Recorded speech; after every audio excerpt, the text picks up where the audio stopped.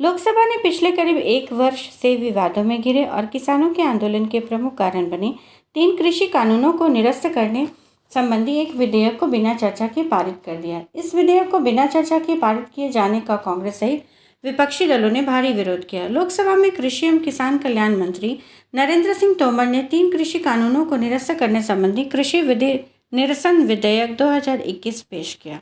इसके फौरन बाद कांग्रेस, तृणमूल कांग्रेस, द्रमुक जैसे विपक्षी दलों ने विधेयक पर चर्चा कराने की मांग शुरू कर दी। हालांकि लोकसभा अध्यक्ष ओम बिरला ने कहा कि सदन में व्यवस्था नहीं है।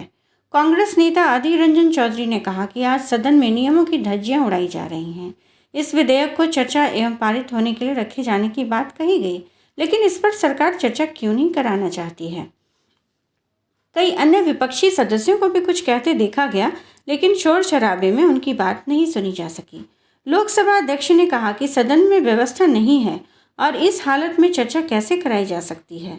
आप व्यवस्था बनाएं, तब चर्चा कराई जा सकती है। इसके बाद सदन ने शोर शराबे में भी बिना चर्चा के कृषि विधि निरसन विधेयक 2021 को मंजूरी दे दी। इस विधेयक में 3 खंड हैं, जिसमें से प्रथम खंड में अधिनियम का संक्षिप्त नाम है। इसके दूसरे खंड में कहा गया है कि कृषक उपज, व्यापार और वाणिज्य अधिनियम 2020, कृषि कीमत आश्वासन और कृषि सेवा करार अधिनियम 2020 और आवश्यक वस्तु संशोधन कानून 2020 का निरसन किया जाता है।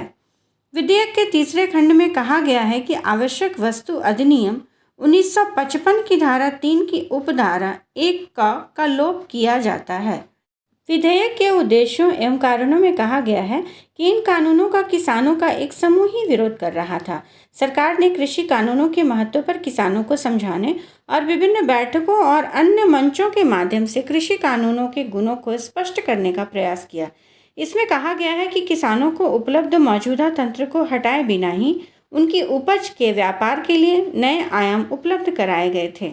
इसके अतिरिक्त किसान अपनी पसंद के स्थानों का चयन करने के लिए स्वतंत्र थे, जहां उन्हें किसी विवशता के बिना अपनी उपज के लिए अधिक कीमतें मिल सकती थीं।